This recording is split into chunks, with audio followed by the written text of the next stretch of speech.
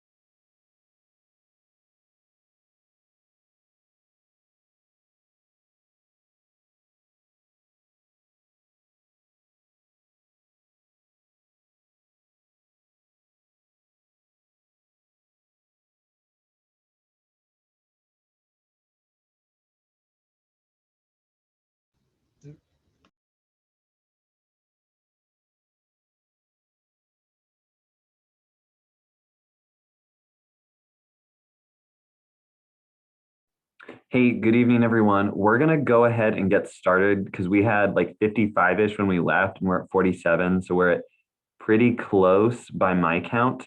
So I'm assuming a few people will still hop on because of driving and stuff like that.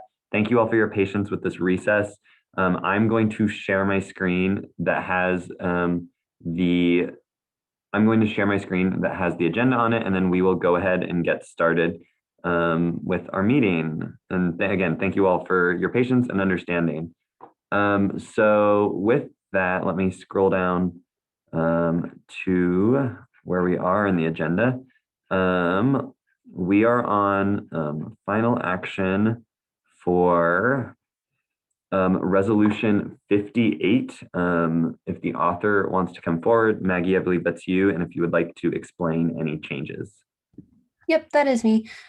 Just so you know, I don't think that any substance changes were made.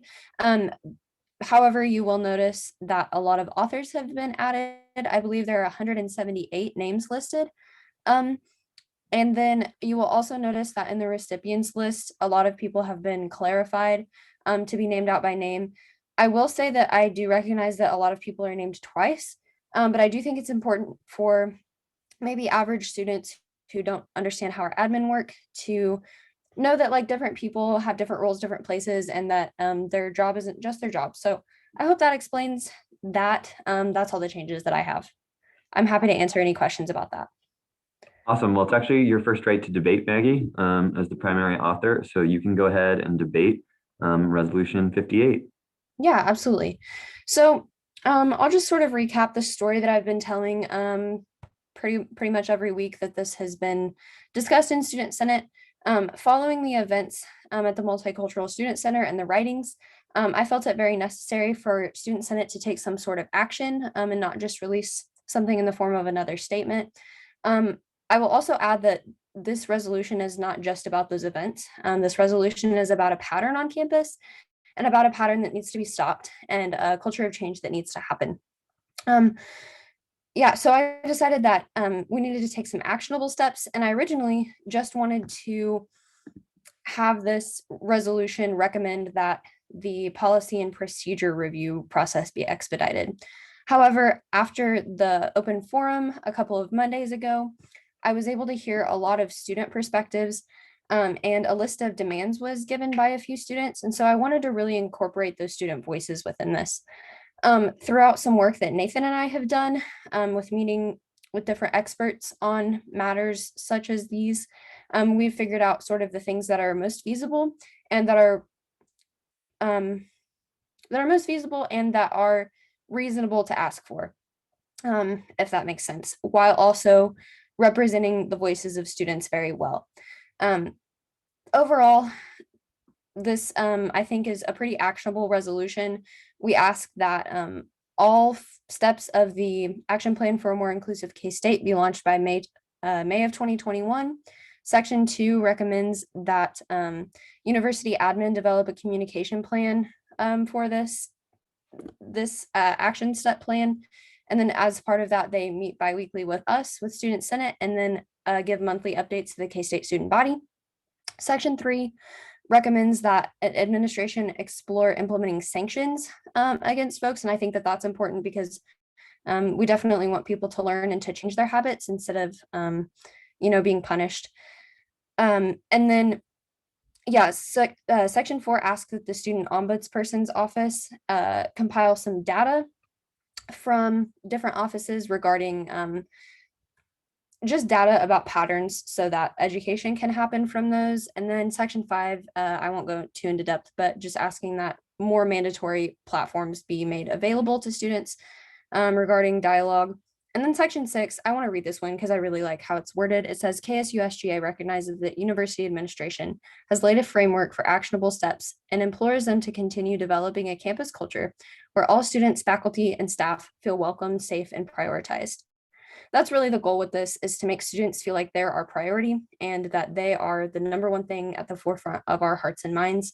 And I also want to make students feel heard through this. So I encourage you all to vote yes. I'm happy to answer any questions about like the process and maybe any concerns that people have. I'm happy to answer those as far as like the process of creating this went. So. Are there any questions for Speaker Pro Tem Billman about her debate?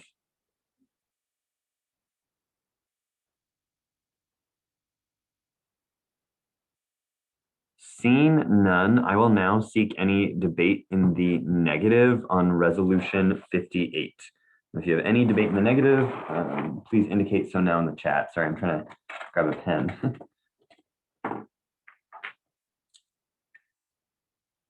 Seeing none, is there any additional debate in the positive on Resolution 58?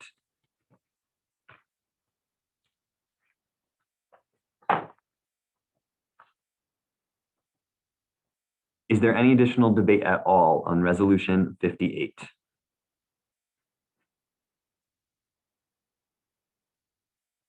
Seeing none, we will now proceed into a vote on this. Since it's a resolution, we actually don't have to do a roll call vote, so that'll speed things up. We can just do a hand vote on this. So if you would like to raise your hand right now, please do so. Please DM me if you are a proxy. And then I also saw, if you like, it looks like there's like someone, a person or two who's sharing a computer. Since I can see both the people in that picture, that works for me as well. But again, please make sure that you are voting on all questions right now. And yeah, so I'll give it a sec for everything to come in.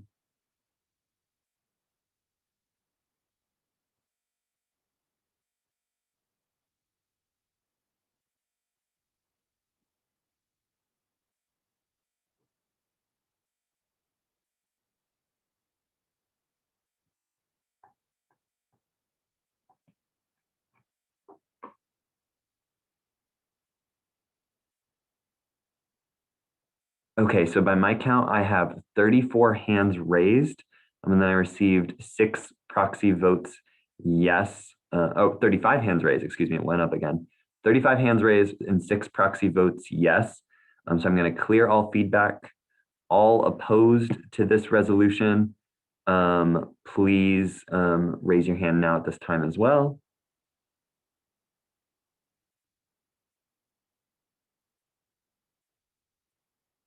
Any abstentions?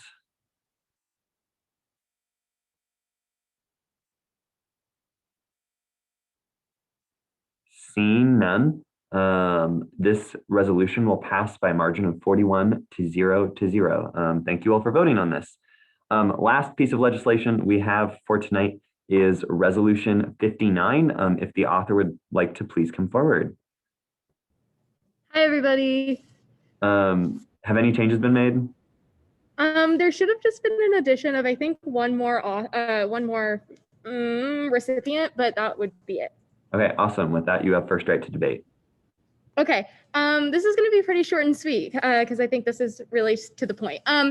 But in order to uphold its accessibility statement, I really think that K-State should be making things like Zoom as equitable as possible for every student who may have some sort of hearing impairment, or just anyone who has auditory processing issues or can't focus on computers. I think that that's another really big problem. So by making sure that everyone has at least the option to turn on a live transcription of official K-State communications via Zoom, I think that that would make that whole process just a lot more equitable for every student. So yeah, in conclusion, I think that this is a good idea. Please vote yes. Awesome. Are there any questions for intern Lynn about her debate?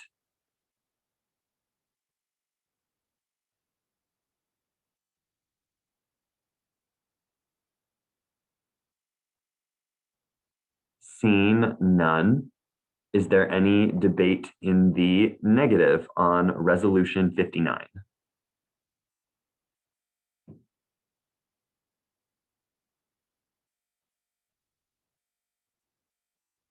Seeing none, is there any additional debate in the positive on Resolution 59?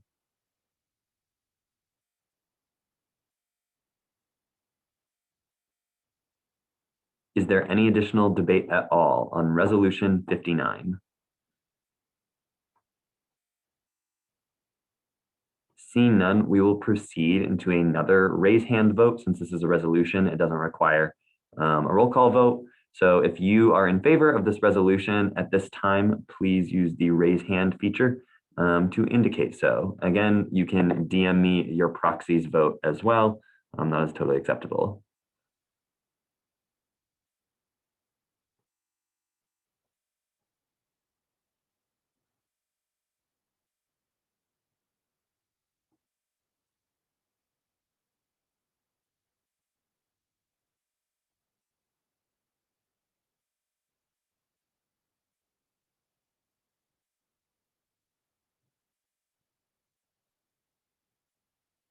Okay, so I have 38 hands raised in the chat, and then 1, 2, 3, 4, 5, 6, 7 DMs. So I have 45 votes favorable. Is there any votes in the negative? If so, please raise your hand.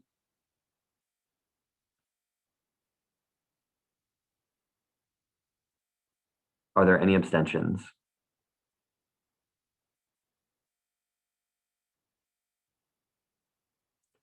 Seeing none, Resolution 59 is favorable for passage by a margin of 45 to 0. So with that, we have now exhausted all legislation that needed voted on tonight. We still have introduction of legislation.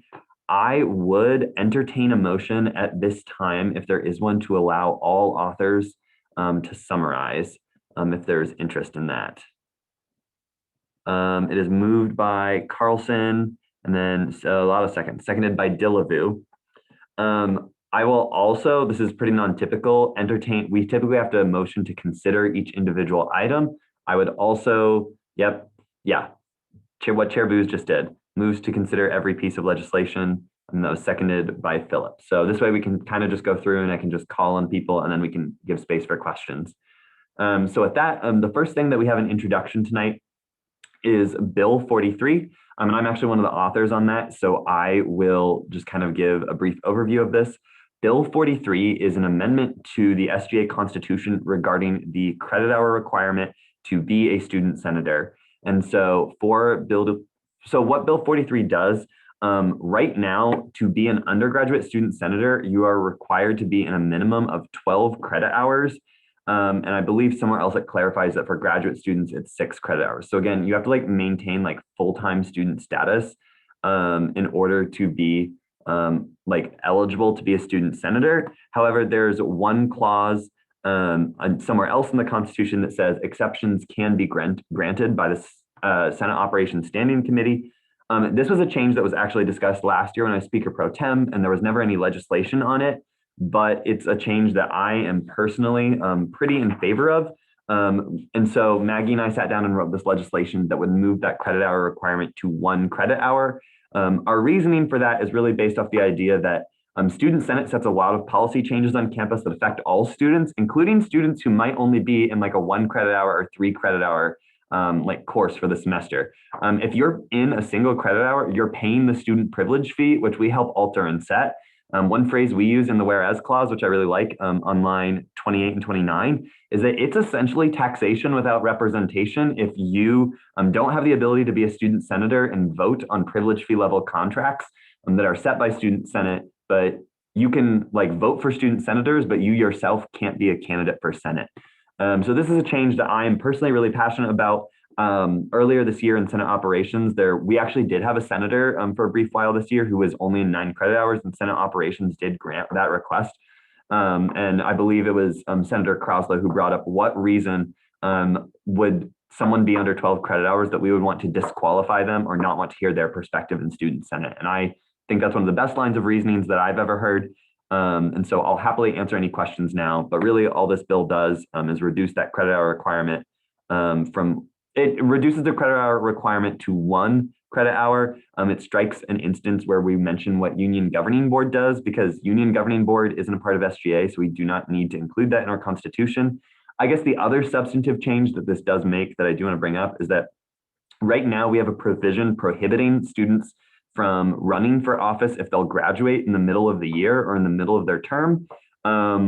We're striking that provision additionally for the reasons that like that never has really been enforced in the past. We don't really have a way to enforce that or to prevent people from running. And also, again, like we have ways to fill vacancies. And so if someone's going to show up for 6 months and be like engaged, I don't really care if they're graduating in December. Then we can do an interim senator who's like a phase 2 intern, as we've discussed so much tonight already. So again, I think that really the sentiment of this is expressed in the final clause. That's, you know, any student who's enrolled in 1 credit hour, regardless of degree plan or educational path, should be allowed to be an SGA. So I'll happily answer any questions now, if there are any. Question from Chair Booth. Yeah, thanks for bringing this up. I'm definitely in favor of the bill. My question was actually about the striking of the requirement that you have to be basically enrolled all semester. Did you consider leaving that requirement in place if you were going to graduate in the spring? Because I'm not entirely sure if we'd want to like necessarily have people who are going to participate for a month elect the speaker and then not be participating anymore. I did not think about that while I was doing it. I think that's a good change. That would be a great amendment to make in committee when this is referred to committee. All right, then I'll look into that. Awesome. Are there any further questions?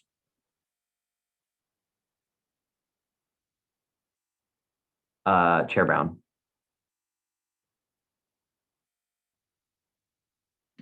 Hi, why is the GPA requirement for grad students different than regular or than undergrad? So that's actually a requirement by the graduate school. From my understanding is that to be a graduate student, you have to maintain a 3.0 GPA for that school. So regardless of that, so that has nothing to do with SGA, it's just for them, so. Are there any further questions?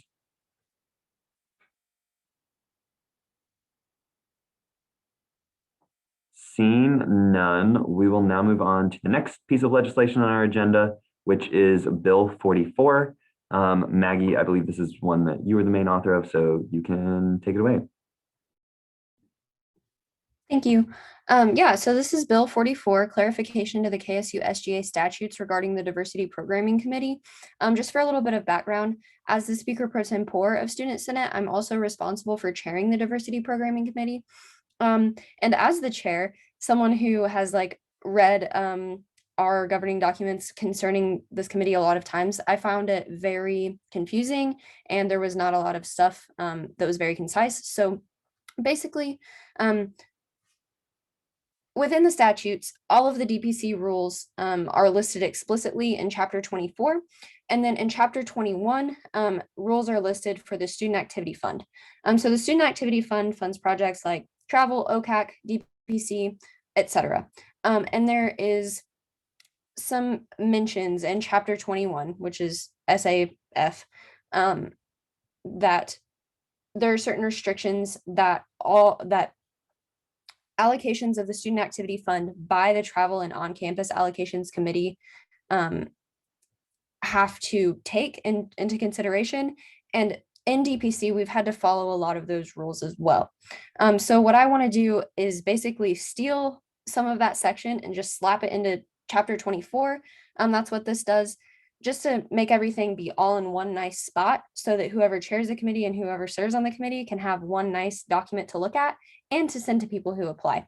So that's what that does. And then I will also add that one of the requirements that we used to have to follow, which in my opinion, we weren't even like really supposed to have to follow in the first place because it says by travel and OCAC and not by DPC explicitly. So just clearing that up. I want to allow for food to be funded. So if you look on line 62, I believe it is, it says food. Food shall include ingredients or prepackaged food items whose primary purpose is to add to the intercultural learning experience of the event as determined by the Diversity Programming Committee. I'm not going to get debate like in this because this is just introduction, but this is because there have been a lot of requests for it and a lot of people feel that it's really beneficial. I'm happy to answer any questions, and if you'd like to help out on this or be listed as an author, let me know. Are there any questions for Speaker Pro Tem Billman about Bill 44?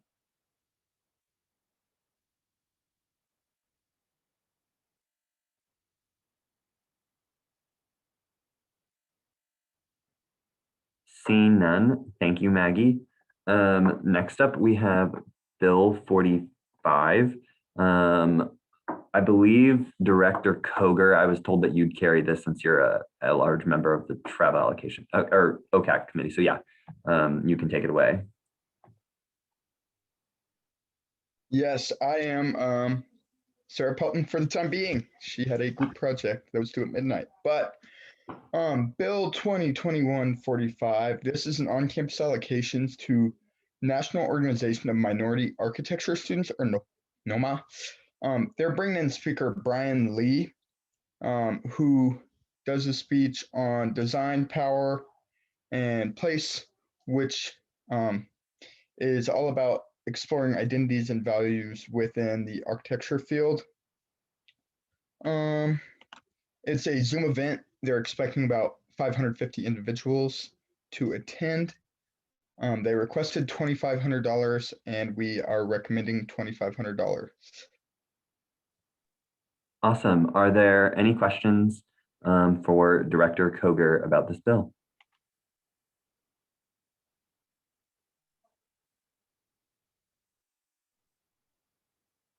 Seeing none. Thank you, Cameron.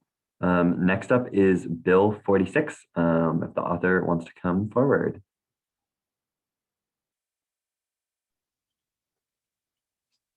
Hey guys. Okay, so this is the sports club allocations for fiscal year 2022. So these will be handed out in the fall. Basically, I just wanted to cover a couple quick things in case there might be questions on it later. You'll see on line 16 that we allocated $65,470 if you're familiar with sports club allocations, usually some of that money, about 4%, goes into reserves every year, but there's currently about $53,000 in our reserves right now. So we decided not to do that this year. In case there's any questions on that. And then line 33 is for Rock Climbing Club. And in case there are any questions on that, basically it is required that they come to the meeting, and I have not had any communication with the Rock Climbing Club, and I've been emailing them for like 2 weeks. So they will not be receiving funding because they weren't in attendance at the meeting. So otherwise, it was a really great meeting. It was on fake patties. I know. I love my committee members that came. Thank you so much. We allocated all $65,470, and we were able to fully fund a lot of groups. So I really encourage you guys to vote yes on this bill next week. Awesome. Are there any questions? It looks like Senator Grills has one.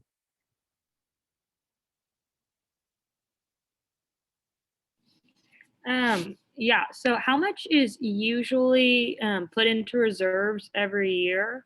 And then kind of a follow up with that is, can we pull out of those 50-something thousand dollars of reserves this year and allocate less to each of these clubs?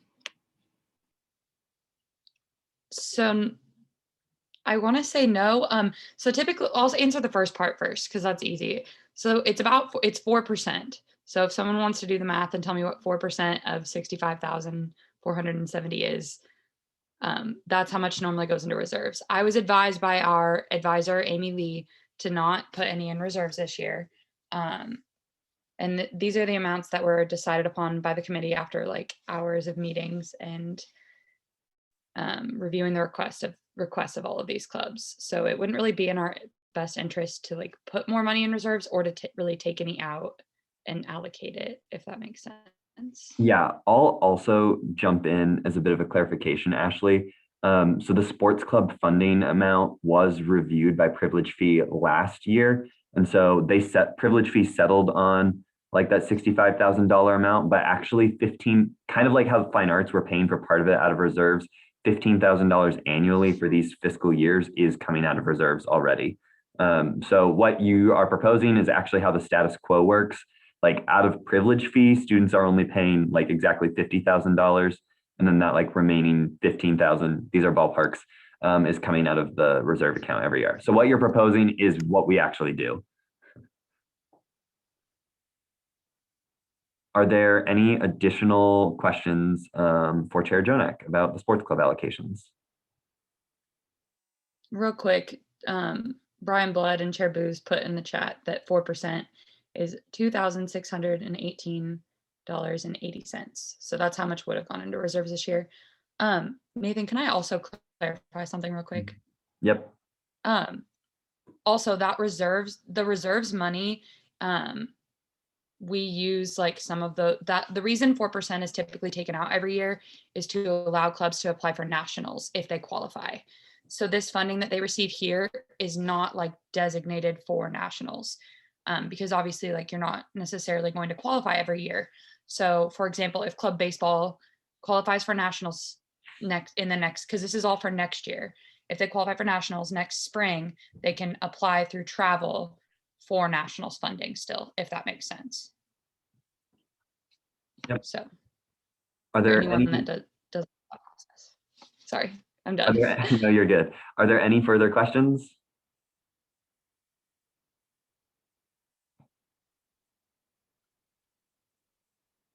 Seeing none. Last piece of legislation for the night. Thank you everyone for your patience. Is Bill 47. So Cameron, since you're standing in for Sarah tonight, you can take it. Yes, Bill 47 is a on-campus allocations request from Call to Greatness, which is a ministry on campus. They are wanting to bring in Lauren Mers of Live Action in September of next year in the Union Ballroom.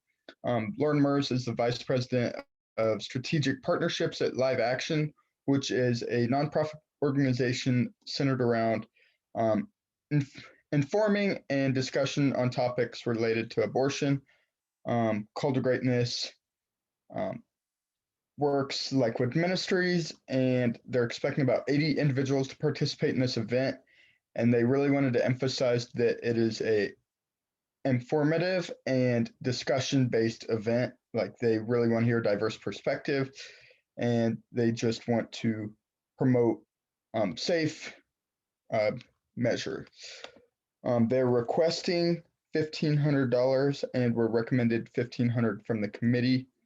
One other thing to bring up about this, these two resolution, Call to Greatness and these two bills, Call to Greatness and NOMAS, I think they totaled roughly $3,500, and they were our last two allocation requests, and we had, I think, $8,000 to work with.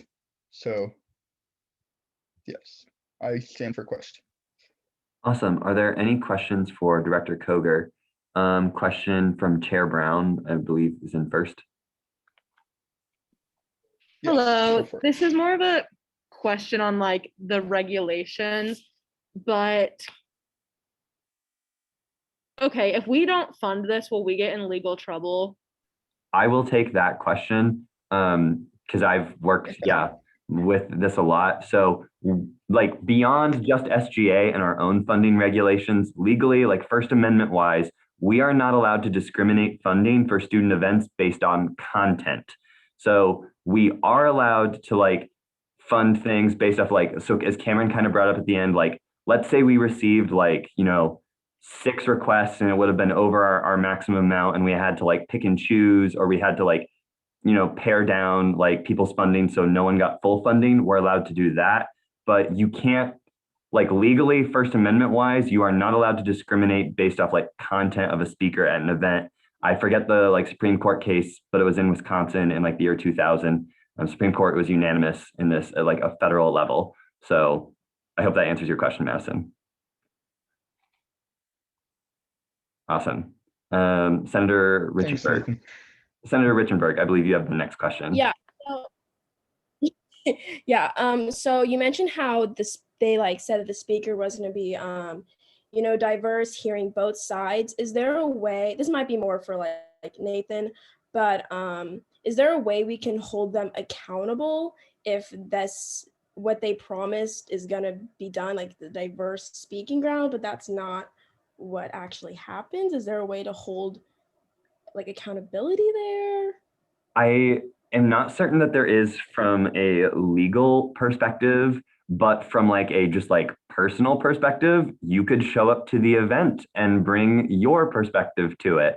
Or like students could go and they could bring those questions and bring those desires to the event. So like, I don't know if there's an accountability mechanism for like us in an institutional format, but I would argue that there is on like a very personal level. Does that answer your question, Marta? Yes, thank you so much. Are there any further questions? Nathan coming in clutch.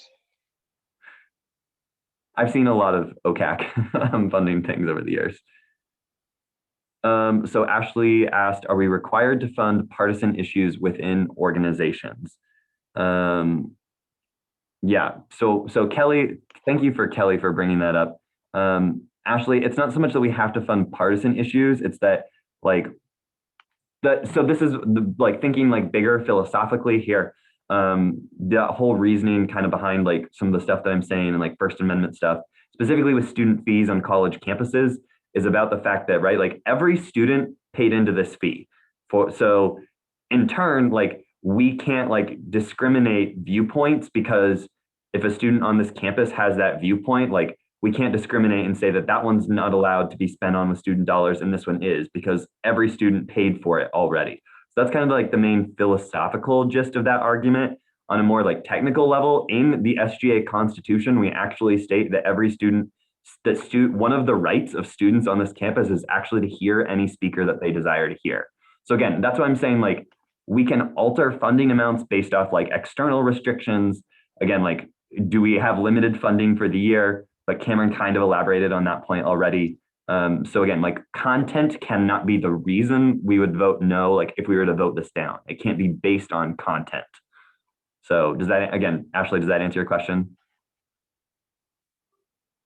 Yes, thank you. Okay. Are there any further questions?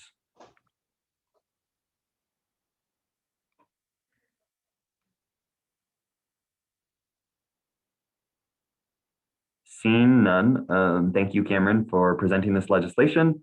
Moving on with our agenda for the evening. So that actually was all legislation we had to be introduced. So we're now in second open period for the night. Are there any second open period speakers this evening? Parliamentarian Arnold.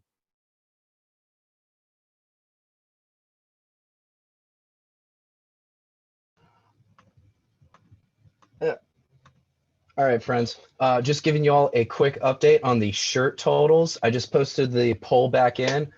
The predominant color favorite is purple by about 78% to 21, and Rockets are winning out by 5 responses. So if you are passionate about that either way, keep voting.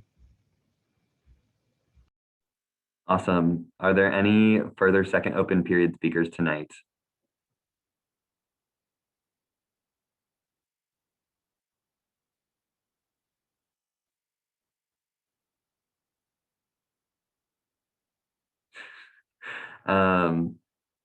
Seeing none, Pro Tem Billman, you can go on with Senate shoutouts. Heck yeah, if you want to have your video on, please do. We have 44, so get a snack and buckle up. Shout out to Billy Croslow. He's a brilliant mind that doesn't always get the credit he deserves for the work he does. Shout out to the Privilege Fee Committee for working so hard to do their due diligence and advocate for students. They added in multiple additional meetings to review fine arts and have been a stellar committee. Shout out to Josh for being a great advocate during the fine arts. You were such a help, and thank you. Shout out to Speaker Bothwell for organizing Student Senate and new senator orientation in a different location and working so hard for us to have a banquet. Yeah, he has been working really hard on that. So thanks, Nate. Shout out to all of our new senators. Heck yeah, thanks for joining us. Can we create a best member ever award and give it to Nathan? ? Shout out to Josh for all the hard work he's done. Shout out to Josh and Creighton for having the best hair in the land and wearing super cute matching suits today. Smiley face. Josh, you're a popular guy. Shout out to Josh for just being Josh. LOL. Gosh, I love Josh. Shout out to Intern Long for being for the great debate and authoring a great bill! ! Huge shout out to Privy and all of their hard work to serving students in fine arts while at the same time preserving the integrity of student dollars. RJ, I like your sweater. Peyton, I fully believe that you will take over the world one day, and I'd be very happy with that. Fabulous job to the interns who were very involved in Senate tonight. Fantastic work by Caucus Leader Phillips for advocating for what he thought was best for students. This says Andrew Booz for being the best mentor ever. Shout out to Peyton, who absolutely killed it tonight. As an intern, she is already a role model. She has such a powerful voice and is clearly driven to amplify student voices. I cannot say I was at that level as an intern. I am definitely impressed, to say the least. This one says, shout out to interns. We love you. Sorry we voted down your bill. Shout out to all the Phase 2 interns and interns in general who are both appreciated and wanted. Your voices and actions are just as impactful as those who are senators. Definitely so. For Blake Phillips to serving students on this campus unconditionally. This says that Josh is This says that Josh is the next MLK. Literally so inspiring in everything I aspire to be. Never stop being you, Josh. Shout out to Cameron Koger for being nonstop, clearly involved in nearly every committee and never complaining. That's very true. Shout out to Blake for catching my legislation mistake and saving my behind. I'm not gonna read this one. It's very funny though, and has a smiley face at the end. If that was you, I see you, and I think it's funny. Shout out to Michael's consistent proposals every week, even though he is rejected every time. Shout out to Josh and Billy for the booming debate. Shout out to Engineering Squad. Shout out to Creighton for some sick hair. Big shout out to everyone who went to Senate at Engineering after recess. Fun times! ! This says Josh Diaz de Leon, Blue Gang with 4Gs. Engineering Gang vibes. Oh, thanks, guys. Shout out to Maggie for leading the effort on Resolution 58. You rock. Thank you. Yay for having Student Senate in the middle of the engineering basement. Shout out to Max Harmon. I love watching you write your debates out in the chamber in the old-fashioned way. Oh, this one's a good one. Tanner Koch. His first 2 Senate meetings have lasted an average of 3 hours, but he sat through them with a smile on his face. Shout out to interns writing legislation. Sometimes things don't go your way, but keep working and making progress. To all the new senators who got elected. Shout out to Booze. Every time you pass, my heart grows a little. Yikes. Shout out to Vice Chair Phillips for the great amendment. You make me fall in love with Prithvi. Shout out to Carissa for being an awesome chair. For Nick Saya, nice shoes. And then shout out to all of the nerds that went to the engineering building to finish this meeting. I'm gonna refresh to make sure I'm not missing anything. And that is it. So that concludes Senate shout outs. Thank you so much, everyone. You guys always make me smile. Awesome. Well, with that, for reference of legislation that we have tonight, Bill 43 regarding the credit hour requirements, I'm going to send to the Senate Operations Committee. Bill 44 about the Diversity Programming Committee. I typically send DPC stuff to Senate Exec, but I'm actually going to send this one to DEI since it's about expanding like what things they can fund.